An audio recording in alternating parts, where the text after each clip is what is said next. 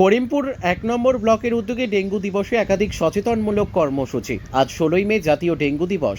তাই সেই কথা মাথায় রেখে নদিয়া জেলার করিমপুর ১ নম্বর ব্লকের পরিচালনায় সারাদিন ব্যাপী নানা ধরনের কর্মসূচি রাখা হয়েছিল।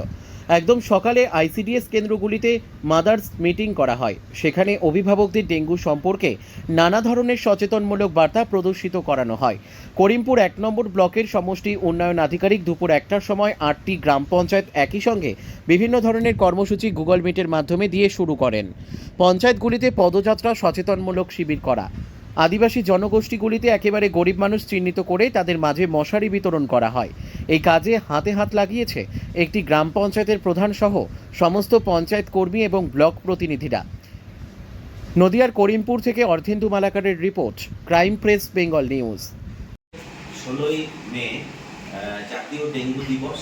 আজকে আমাদের করিমপুর 1 ব্লকের বিভিন্ন জায়গায়, মোটামুটি বলা যেতে পারে ১৫ থেকে ১৬টি জায়গায় আমরা বিভিন্ন প্রোগ্রাম, বিভিন্ন কর্মসূচির মাধ্যমে আজকে দিনটি আমরা পালন করেছি। আজকে এই উপলক্ষে বিভিন্ন জায়গায় আমাদের র্যালি, পদযাত্রা হয়েছে। কিছু কিছু অঙ্গনওয়াড়ি সেন্টারে আমরা স্পেশাল মাদার্স মিটিং ডেকেছিলাম। সেখানে যথেষ্ট সুন্দর এবং ভালো রেসপন্স পাওয়া গেছে।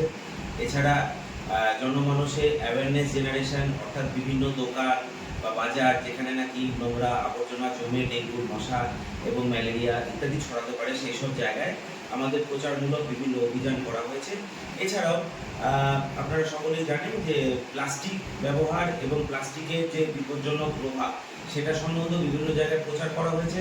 এবং সিঙ্গেল ইউজ যে প্লাস্টিকগুলো আছে, অর্থাৎ যেগুলো আমাদের পরিবেশের পক্ষে অত্যন্ত ক্ষতিকর, সেগুলো যাতে আমরা ব্যবহার একদম বন্ধ করে দিতে পারি, সেই জন্য বিভিন্ন বাজার এলাকাতে করিমপুর 1 ব্লকের বিভিন্ন জায়গা জুড়ে আমরা এই প্রচারটাকে করেছি।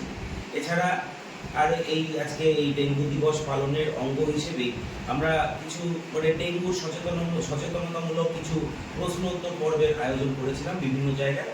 সেই প্রশ্ন উত্তর পর্বে বিজয়ীদের মধ্যে আমরা কিছু মশারি আজকে পুরস্কার হিসেবে প্রদান করেছি। তো যথেষ্ট ভালো সাড়া পাওয়া গেছে। এরকম প্রোগ্রাম আমরা ব্লকে মাঝে মাঝেই করে থাকি এবং আশা করছি যে এই প্রচারের মাধ্যমে আমরা অন্যবার যেরকমভাবে আমাদের ব্লকে কিছু কিছু ক্ষেত্রে ডেঙ্গুর প্রভাব কিছু হলেও দেখা গিয়েছে, এবছর আবার সিজন আসছে, আবার এই প্রভাব বাড়ার যে সময়টা, বছরে যে সময় বাড়ে সেই সময়টা আসছে। সেই সময় আশা করছি এবার ডেঙ্গুকে মোকাবিলা করার জন্য আমরা অন্যান্য বছরের থেকে আরও বেশিভাবে প্রস্তুত থাকব। নমস্কার।